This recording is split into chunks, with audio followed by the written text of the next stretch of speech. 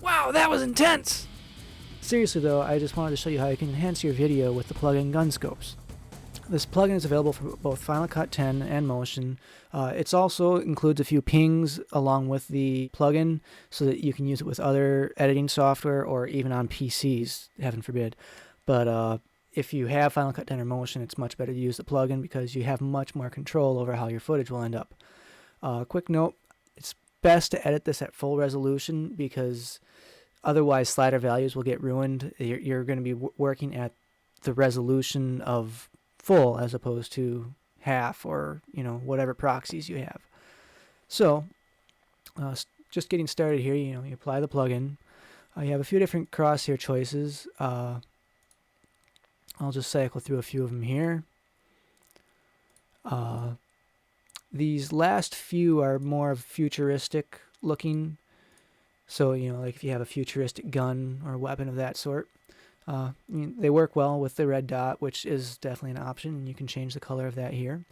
But say you want to change the color of your crosshairs, you just go in here and set the color. You can use whatever color you want.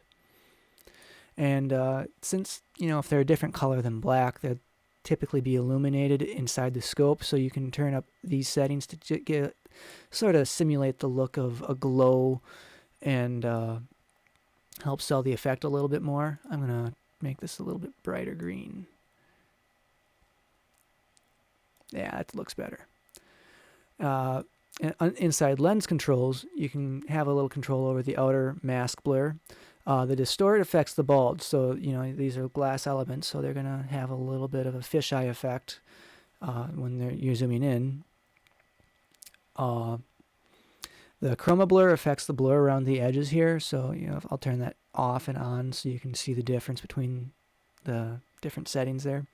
And once again, these are kind of just a little additions that you can add in. You don't have to have them there if you don't want to, but they're there to help sell the look or make it look a little more realistic. Just want to point out here the chroma size, it's a little opposite of intuitive here.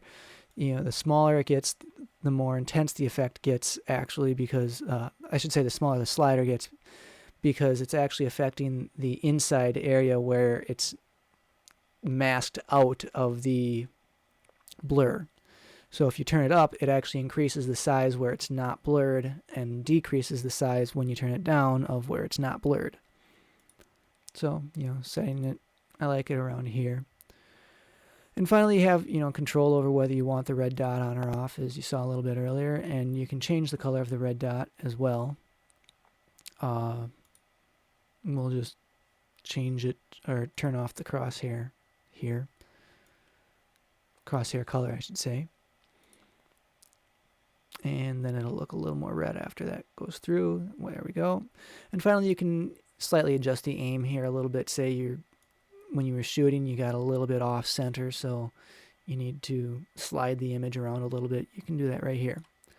Anyways, thanks for watching, and I hope this plugin will help you make some awesome crosshairs.